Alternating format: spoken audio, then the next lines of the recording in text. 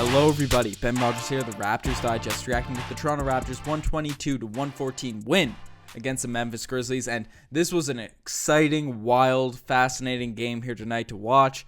Really exciting to see the Raptors play some quality competition. You know, they got a very tough stretch of games coming up, so it's exciting test to see how the Toronto Raptors do over these stretch of games on the road, playing the Warriors, playing all these good teams. But tonight, they started this road trip on a phenomenal note. You know, the Memphis Grizzlies have been a very good team this season. At one point, I think last week, they were the top of the Western Conference. They're 12-8.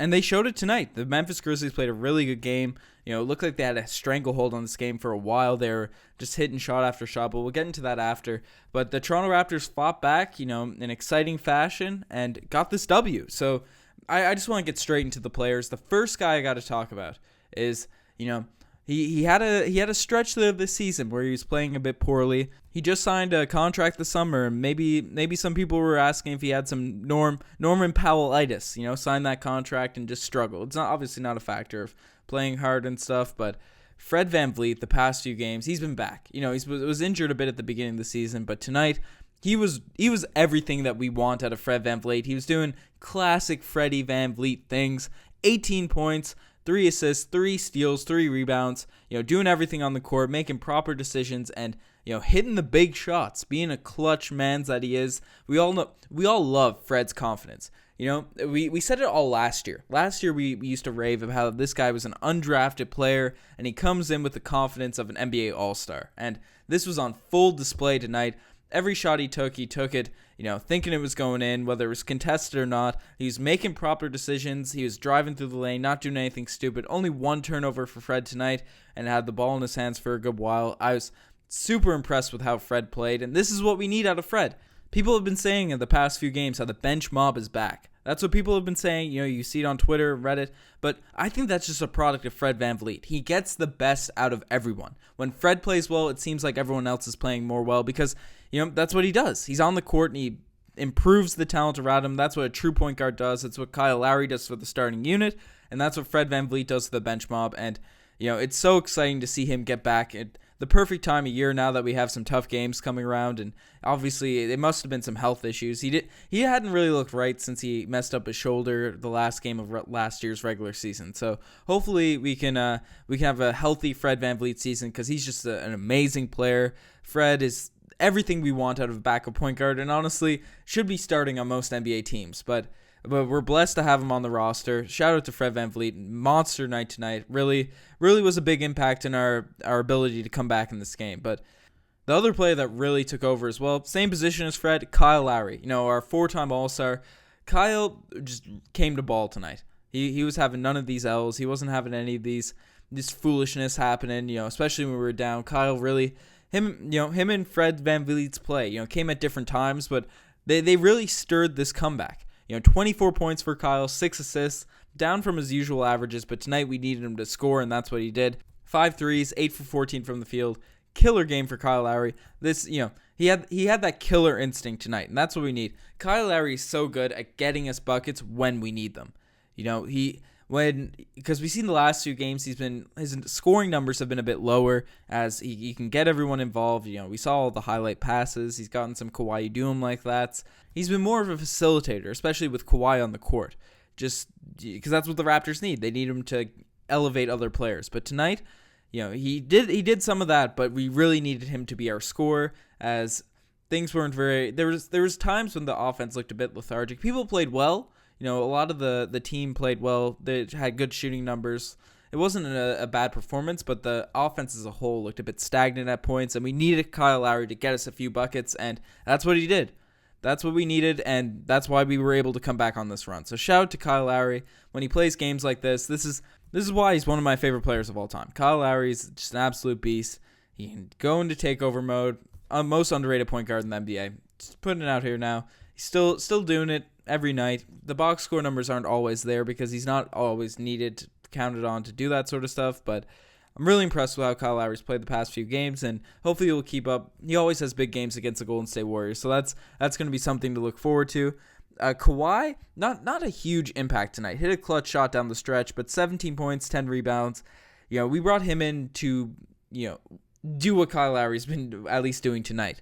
Be the guy that really gets us a bucket when we need it. I'd like to see a little bit more out of that, but that's all you can ask for. We won. It was a solid win. Pascal Siakam, 10 points, 6 rebounds, 4 assists. All around game. Nothing too crazy. Nothing bad at all. Memphis had some bigger front court guys, and the games where you see Pascal Siakam really dominate and get buckets at will is against front courts that are slower but not super big.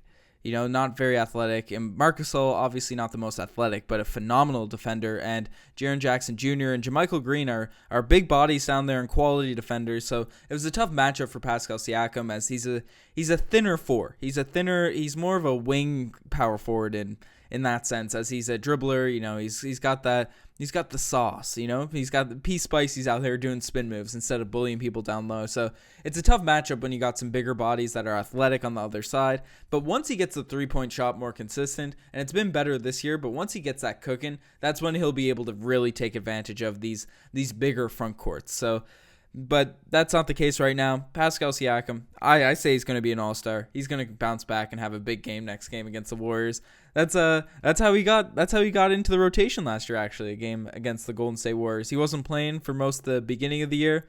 Casey threw him in just to see how we could do, and he led a comeback. So maybe the Warriors is Pascal's niche team. I don't know. Before we get too off the rails, Serge Ibaka, 16 points. Solid game for him.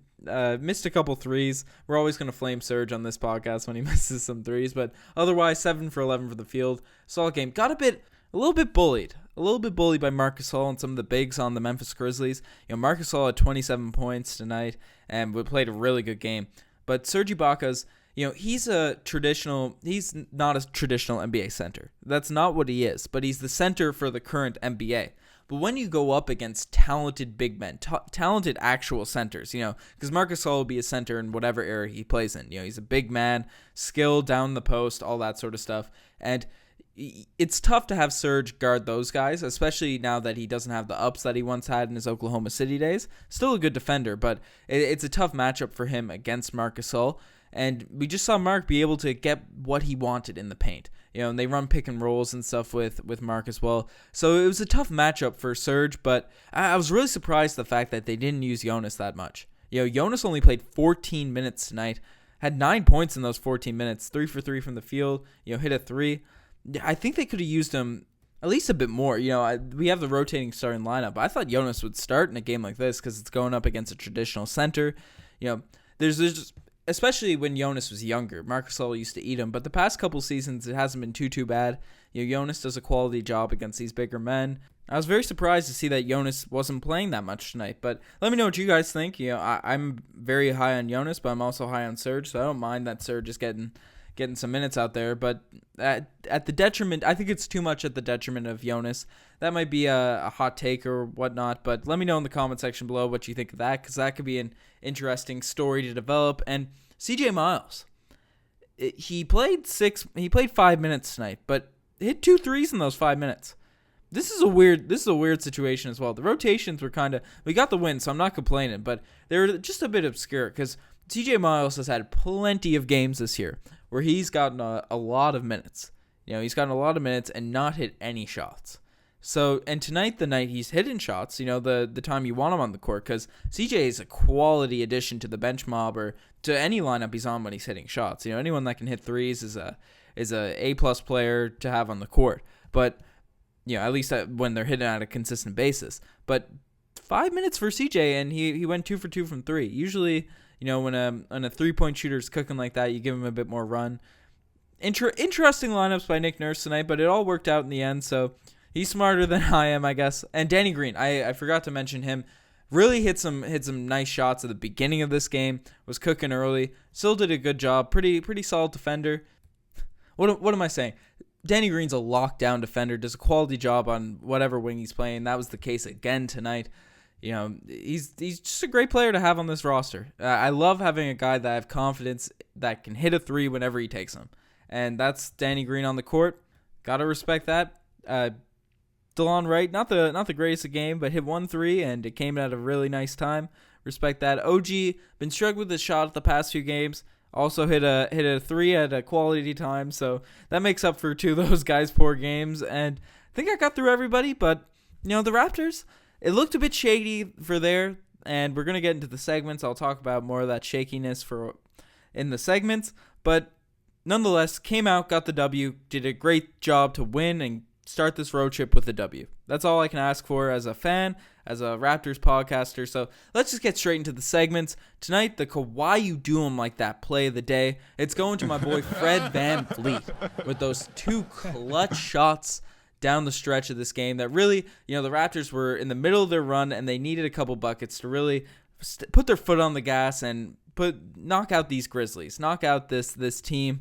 We need to prove that we were getting some wins. We need some clutch shots, and who else than Fred VanVleet is going to be taking those shots? Kawhi Leonard, former Finals MVP, nah.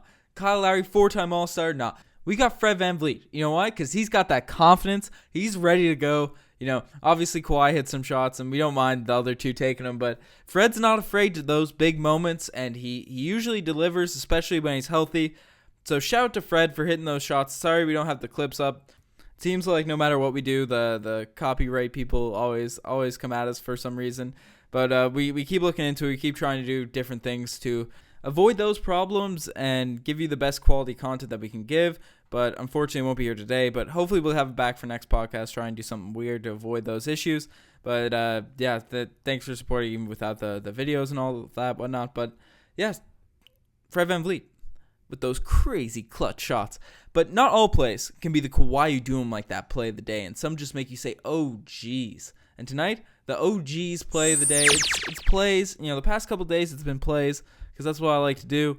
It's going to the Grizzlies, because it seemed for a stretch there, especially around the second quarter, I believe it was, mid-game, when the Grizzlies really went on their run, they were hitting floater after floater after floater. Now, unless you're Chris Paul, unless you're Allen Iverson, that's a very tough shot in the NBA. Those mid-range leaners, and the Raptors kind of give those up a lot. That's one thing I've been noticing about their defensive schemes. They're giving up. They're not letting teams get a bunch of threes. Every now and then a few teams go off, and they're not letting people get easy dunks, easy layups. But the places where people have been taking advantage is in the mid little kill spot. That's what it's called. That's what we used to call it when I played. That little floater, you get that little leaner, and there's been times this year when teams have taken advantage of it. I remember there was kind of the same case. It was the same vibes when the Raptors played the Pelicans last week. Was that even last week? Don't even know my days. But when we lost to the Pelicans, they hit a bunch of floaters on us, and tonight it was the same case during the mid of this game. Some tough shots. Got to give credit to the Grizzlies. Made me say, oh, geez, watching this game. And maybe let me know what you guys think. Should the Raptors be more concerned about taking away those shots? Obviously floaters are very tough, and you'd rather give those up than threes, in my opinion. But maybe we got some coaches in the comment section that could draw up some schemes, because we all know Nick Nurse is listening. Nick Nurse is listening to Ben Rogers to give him some coaching advice. Listen to the Raptors Digest comment section, That'd be cool. If you're listening, shout out to you. You're the man. Anyways, finally, this podcast has been a bit weird, but finally the DeMarre Carroll Gold Star Award. It's going to the Raptors midway through this game. They just had turnover after turnover after turnover, foul after foul after foul. It was a weird stretch for the Raptors midway through this game. The Grizzlies were hitting floaters. We were turning over the ball. It was a tough stretch of basketball, but we came back, and honestly, it was probably worth it for an exciting game. Anyways, enough of me rambling. I've gone on enough about this game. I'm excited for the Raptors to play the Warriors in the next one. That's going to be a really fun game to watch. Let me know what you guys think. Let me know your predictions on that side of things, and we also have some shout-outs. I mentioned in the description for last video that it was recorded a few days earlier, so there was no shout-outs on there. I promised a few people, so sorry about that. If you didn't, I read through in the description. I probably should have made a voiceover or some. Whatever. That's they're coming tonight. It's happening. So, and for anyone that wants a shout-out, leave a I try and read all the YouTube comments, but there's a lot on there. If you want a better chance at getting the shout-outs, definitely DM the Instagram. Follow us on Instagram and DM us there. We'll definitely hit you guys up. So, yeah, don't be afraid to follow us on that. Anyways, we'll get straight into it. Terrell Wright, shout out to you, my guy. Thanks for listening, supporting the pod. We got their font. That's your Insta name. Shout out to you. Apologize if I said that wrong. Obviously, people that know as I've started the shout outs, if I mess up your name, let me know in the comment section below. I'm sorry I did it. But DJ Dark Shades, I know I skipped over you for one of them. Apologize for that, my guy. Thanks for supporting the pod and following on Insta and all that cool stuff. We got 32 Basketball Will. Shout out to you, my guy. See you DM me here. I see it. I'll respond to that right now. But yeah, no, for sure. And then finally, I got to give a shout out to Daddy. Got a request to give a shout out to Daddy. So you're getting a shout out. That's the last one for tonight. As I mentioned, follow us on the Instagram, all that cool stuff. I try and shout out as many people as I can on these pods. Anyways, that's enough for me. Follow the Instagram, the Twitter, all that cool stuff. I'm signing off. Cheers.